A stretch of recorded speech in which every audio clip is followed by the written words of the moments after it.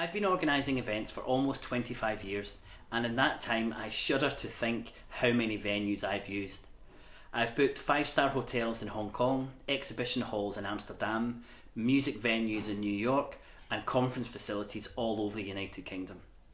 And when booking the majority of these venues, I have had to secure the best possible price. Many of my clients were on a tight budget, and every penny that was spent on the venue could have, of course, been spent on other parts of the event. So I've always been pushed to find the best price.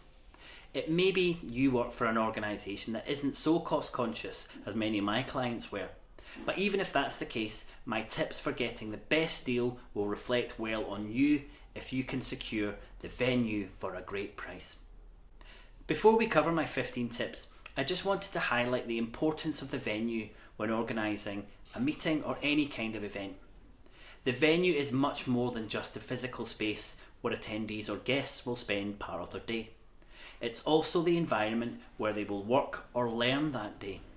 And it also plays host to the atmosphere where they will engage with colleagues they have known maybe for years, or perhaps with people they have just met. It's no exaggeration to say that choosing the venue is among the most important decisions an event organiser will make. It's so important that you can't be drawn to a venue simply on the price, no matter how good a deal you can secure. So this session isn't about securing the cheapest venue, it's about securing the best price for the venue that will help you run a truly great event. So, with the negotiation placed in context, let's look at how you can secure the best possible price for your favourite venue. What I will share with you today are my 15 tips on how to get a great deal from the venue you're after.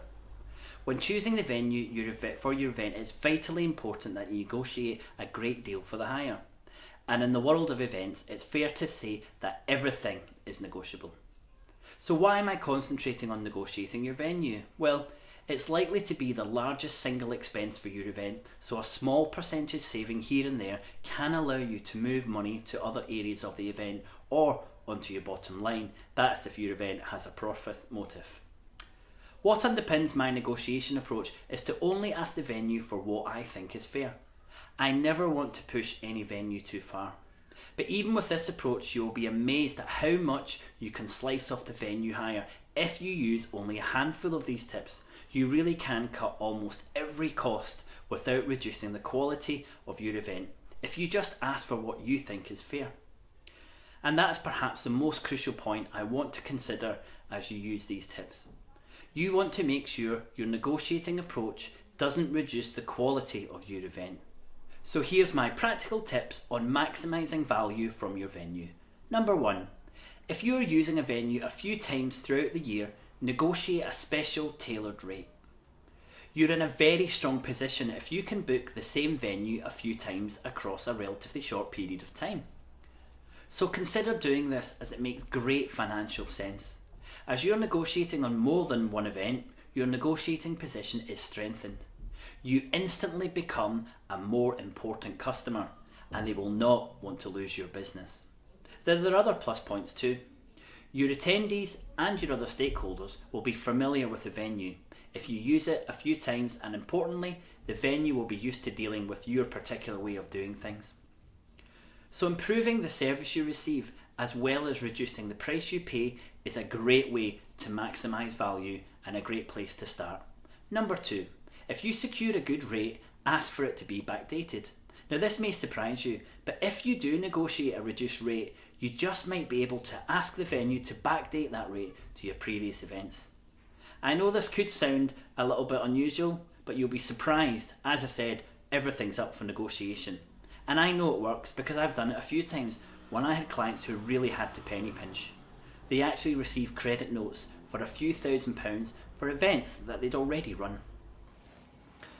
Number 3, book the venue for a few years if you're sure that the event will continue to run and won't change very much.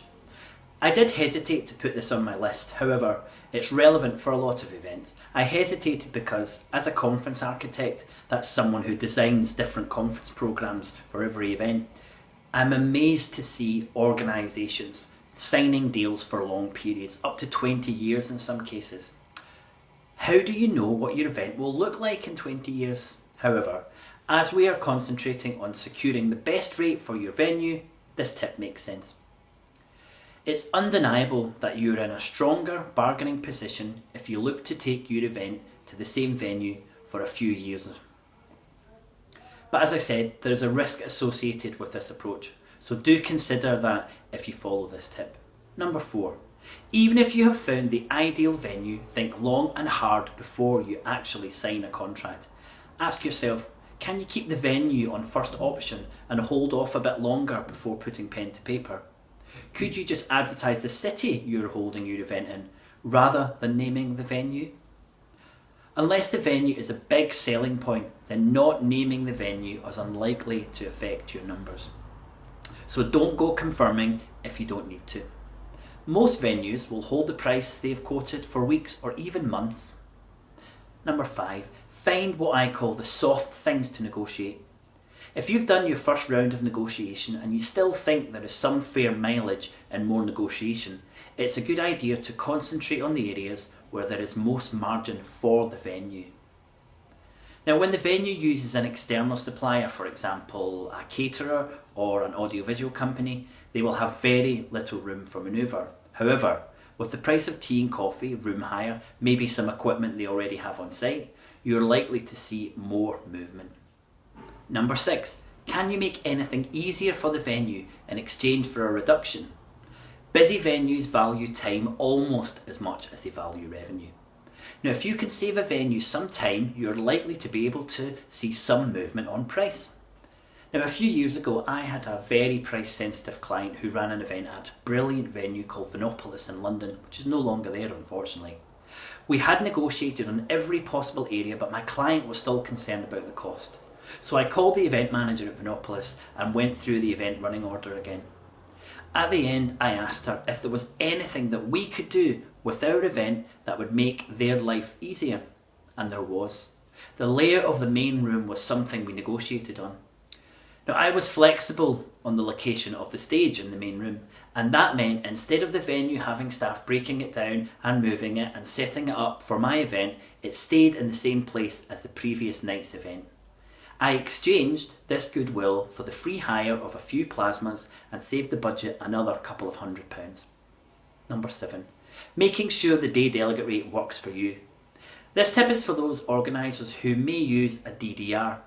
Now, DDR is short for a day delegate rate. A DDR is used to simplify things for both parties. It includes various things that you would normally see in a standard hire when someone hires a venue. Now, most venues offer a sliding scale. The more attendees you bring, the lower the price they offer as a DDR. My first tip on the DDR is that you don't want to be persuaded to increase your minimum numbers of attendees for a smaller DDR unless you're positive you will achieve those numbers. A lot of events waste thousands of pounds after being tempted by an increase in numbers for a lower delegate rate. The key is to secure as low a guaranteed minimum number as possible to secure the rooms that you want, but keep in mind a bit of scope for increasing your numbers. The point to remember is that the more people you bring to a venue, the lower the delegate rate you can negotiate. But as I say, why not just go back and negotiate once you actually have the numbers? Yep, you can do that too.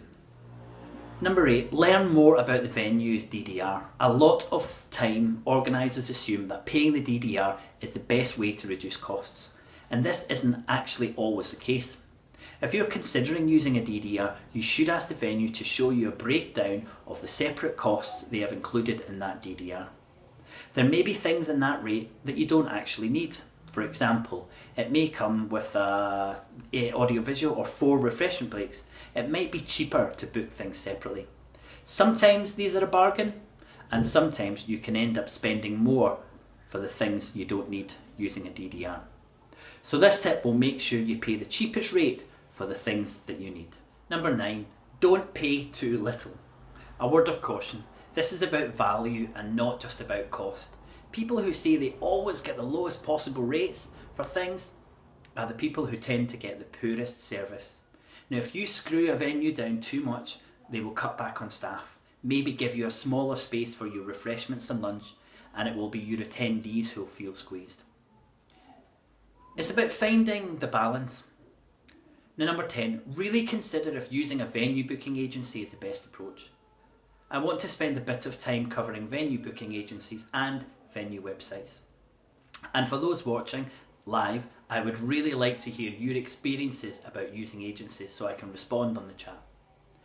Now, venue booking agencies offer a free service, and that's true, it is free. However, there's a sting in the tail.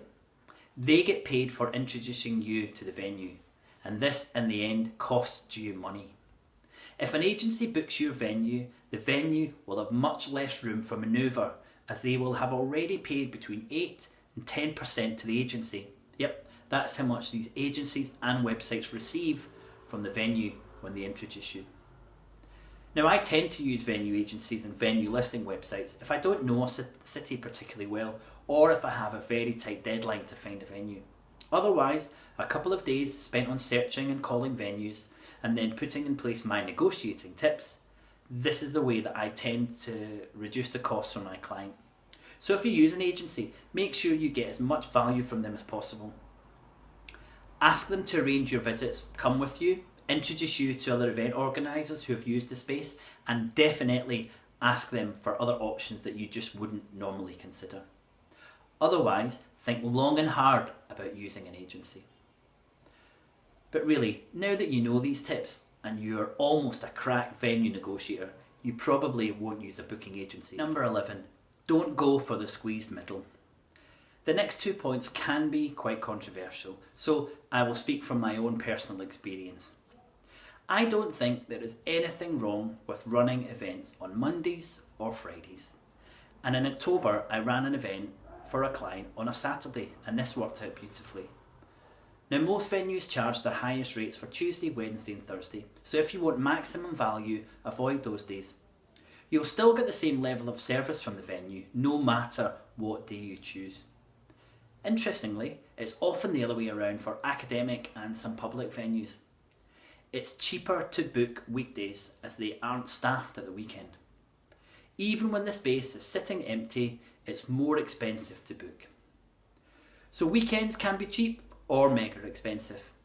It depends on your venue, but make sure you find the cheapest day or days and consider if this will work for your event. The next one is to book off-season. Everyone wants to run events in certain months of the year. You'll all know which months I mean. However, I've ran several successful events in December, January, July and August. I've also run events during half term and other school holidays. You can imagine how good a deal you can get on those days. Now, you may lose a few attendees, but the amount you will save may make up for that on the bottom line. Now, number 13, just book what you need. For many venues, they will offer catering as part of the package, but you don't always have to take it. Most venues are happy to look at a dry hire. That just really tends to be the room. As an example, when I run my training courses, I never pay for the in-house catering. Instead, I take the attendees out for lunch, and it always works. You allow them to choose from a wider variety of food. You change the environment. You aren't paying for any of the people who didn't show up, and that will happen when you use the catering in a venue. And your budget tends to stretch a bit further. Just because the venue offers catering doesn't mean you have to take it. 14. Most venues will allow you to book for an hour or a half day. Now, if you only use a venue for a few hours, make sure you only pay for the time you're using it. Many venues will try and encourage you to book the full day, and of course they would. However, if you only need the room for a half day, then tell them you only want to pay for a half day. They will no doubt come round to your way of thinking. And my last one is the big one. Try and get the venue on your side. I have always had my best success negotiating with a venue when I use a line something like this, and it's often true. I really want to bring the event to your venue. I love it, but my boss or my client isn't so sure. Can we work together to get the best deal that will help her feel the same about the venue as I do? Now, this really gets the salesperson on your side and helps them justify any reductions to their boss.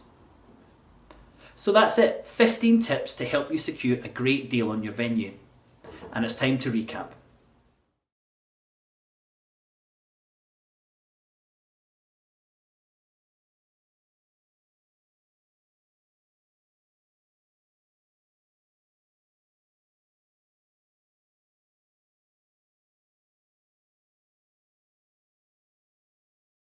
So best of luck, and I would love to hear from you if you have any success securing your next venue for a great price using any of my tips. Please do visit the Gallus Event website where you'll find tons of useful information on how to run better events. And please do follow me on Twitter and connect on LinkedIn. Bye for now.